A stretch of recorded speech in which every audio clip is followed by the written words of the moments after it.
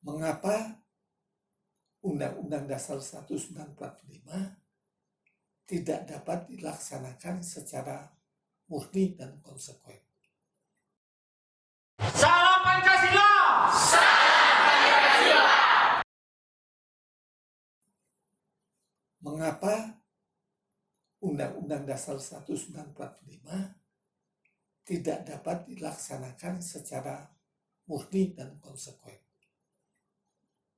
Pertama, karena sejak berdirinya tanggal 17 Agustus,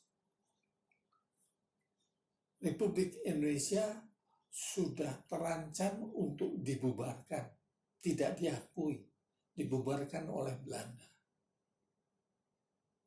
Sejak berdirinya, sejak adanya Undang-Undang Dasar 45, kita itu sesungguhnya belum berdaulat. Artinya, pemerintahan itu masih dikuasai oleh sekutu formilnya, tapi de facto-nya adalah pemerintahan Jepang, tentara pendudukan Jepang. Tentara pendudukan Jepang itu masih melarang kita untuk melaksanakan rapat raksasa di Ikada pada tanggal 19 September. Jadi saya ulangi lagi, Undang-Undang Dasar 45 diresmikan tanggal 18 Agustus oleh Panitia Persiapan Kemerdekaan Indonesia yang meliputi seluruh Indonesia. Perancangnya adalah anggota-anggota BPUPK yang hanya meliputi tanah Jawa saja, dan di antara anggota BPUPK ini hanya 12 orang yang menjadi anggota PPKI. Anggota lainnya terdiri dari wakil di Sumatera yang ada BPUPK-nya 3 orang, Kalimantan 1 orang, Sulawesi 2 orang, Ambon 1 orang, Maluku maksud saya, Sunda Kecil yang kemudian jadi Nusa Tenggara 1 orang. Setelah diresmikan, diangkat pejabat-pejabatnya kabinet, tapi juga belum berkuasa.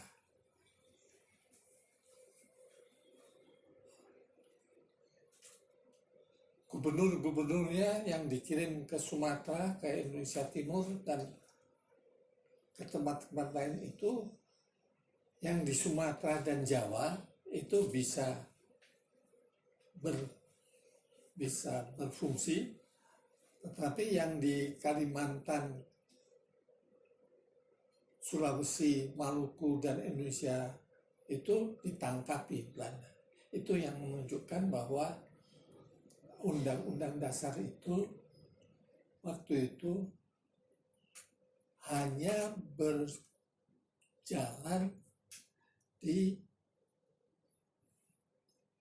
Jawa dan Sumatera saja. Di tempat lain belum bisa berjalan. Dari bulan Agustus, kabinet diperkenalkan tanggal 4 Oktober, dan kabinet diperkenalkan tanggal 4 Oktober itu dibentuk pada permulaan September, belum berdaulat juga. Sampai kedatangan Belanda tanggal sekutu, maksud saya tanggal 16 September ada kapal perang yang dipimpin oleh Laksamana Muda Petersen, kemudian diikuti oleh kapal Trom Belanda, dan ada pejabat Belandanya Van der Plas dan Jenderal Van Straten. Pada tanggal 29 September baru datang pasukan sekutu Seaforth Highlanders yang dipimpin oleh Brigadir King, dan pada tanggal permulaan Oktober 2 datang Panglima Southeast Asia Command, dan juga datang Van Mook. Itu kedatangan pasukan ini tentu membutuhkan tempat tinggal, membutuhkan perlengkapan-perlengkapan. Inggris ini datang ke balai kota dan melihat bahwa balai kota ini sudah dipimpin oleh wali kota Republik Mayor Pak Suwiryo, yang kemudian disapa sebagai Mr. Mayor, Pak Wali, oleh Panglima Inggris Jenderal Christensen ini. Hal itu ditentang keras oleh Van Mook, karena selain menyapa Christensen, selain menyapa sebagai Mr. Mayor, dia menyatakan bahwa tugasnya hanya merepatriasi tawanan-tawanan perang. Jadi ada badan yang bisa Recovery of Allied Prisoner War and Internist Rapid, itu yang akan melakukan ini. Dan dia menyatakan tidak akan mencampuri persengketaan antara Belanda dan Indonesia. Hal ini yang ditentang keras oleh Van Mook, dan kemudian juga pemerintah Belanda menyatakan tidak mengakui republik dan menyatakan bahwa republik bikinan bikinan Jepang. Ya. Van der Plas juga mendatangi pemimpin-pemimpin republik dan menyatakan kita akan memberikan kemerdekaan sesuai dengan pidato Ratu Wilhelmina pada waktu di London oleh pemerintahan. Tapi kita tidak menerima, dari para pejabat-pejabat menyatakan bahwa kita telah menjadi pegawai Republik Indonesia. Tanggal 14 November terjadi perubahan. Karena situasi-situasi ini, Bung Karno, Bung Hatta terlampau keras dianggap sebagai kolaborator, padahal Bung Karno, Bung Hatta itu sebetulnya kan hanya mempergunakan kedatangan tentara Jepang itu untuk mencapai cita-cita Indonesia merdeka. Jelas bahwa Bung Karno, Bung Hatta harus bekerja sama dengan Jepang, Karena tanpa kerjasama dengan Jepang, dia tidak akan bisa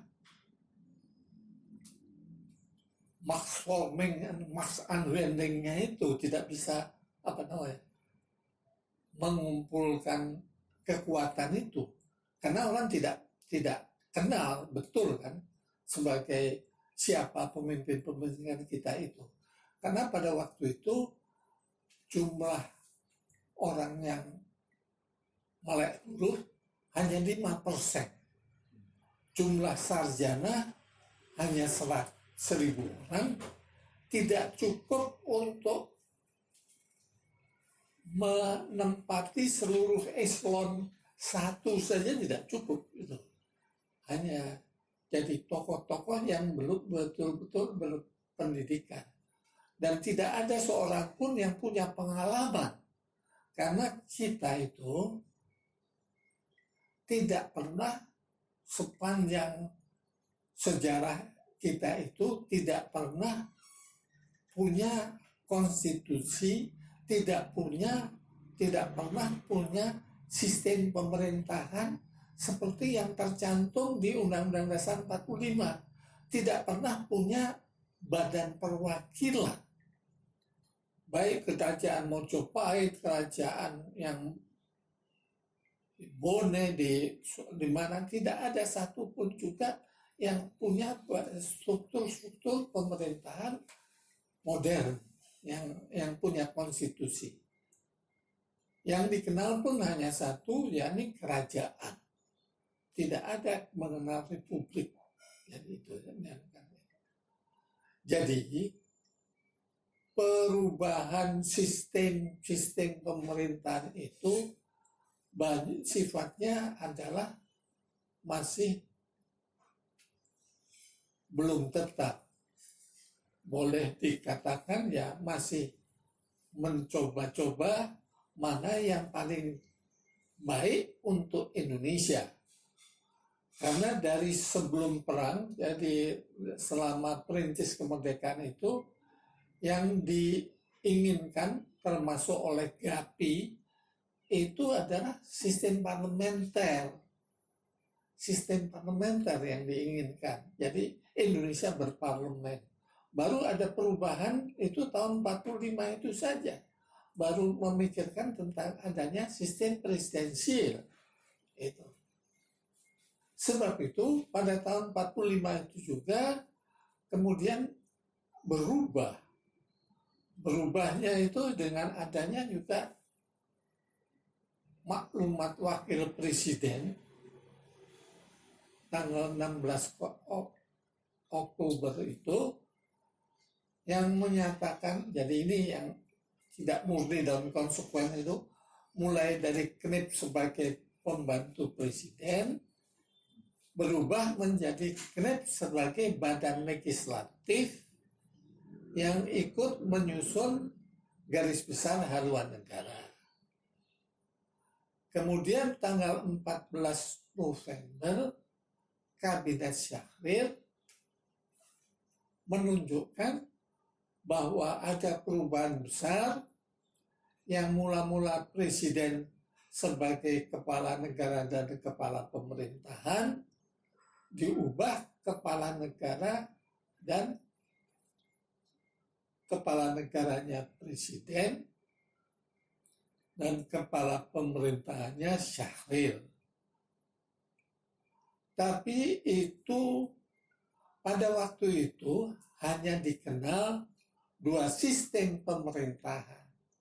Sistem presidensial dan sistem parlementer. Belum dikenal sistem semi-presidensial. Bedanya, kalau sistem parlementer itu ada pemisahan antara kepala negara dan kepala pemerintahan. Dan kepala negaranya itu simbol. Eksekutif sebenarnya adalah kepala pemerintahan. Tetapi di Republik Indonesia pada tanggal 14 November itu kepala negaranya, Bung Karno itu bukan simbol. Dia yang eksekutif, lebih besar kekuasaannya daripada Syahrir yang juga eksekutif. Ini baru ada di Indonesia pada waktu itu. Di dunia, ini baru ada tahun 1958 di Perancis. Sistem yang memisahkan kepala negara dan kepala pemerintahan, dan kedua-duanya adalah eksekutif.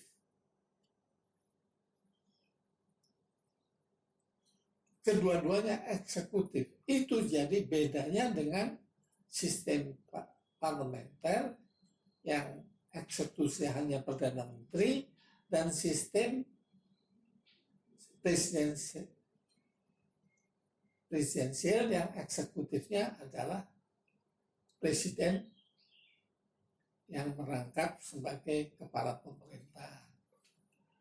Buktinya apa? Bahwa presiden itu tetap konsepnya pada waktu itu presiden bertanggung jawab kepada MPR, Perdana Menteri bertanggung jawab kepada DPR.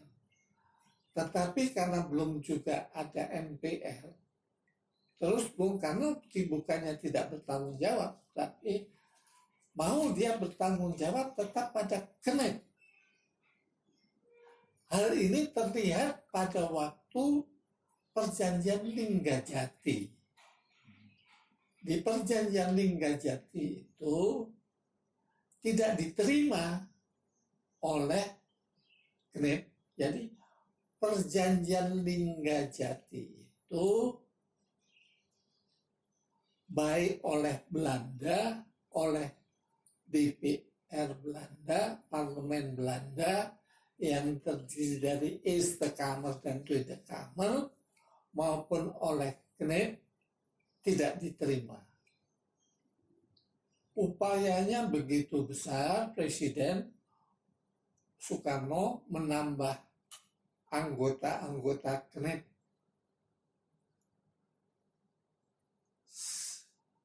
lebih besar dari jumlah yang semula, dari 137 pada tanggal 29 Agustus itu menjadi kurang lebih 500 orang.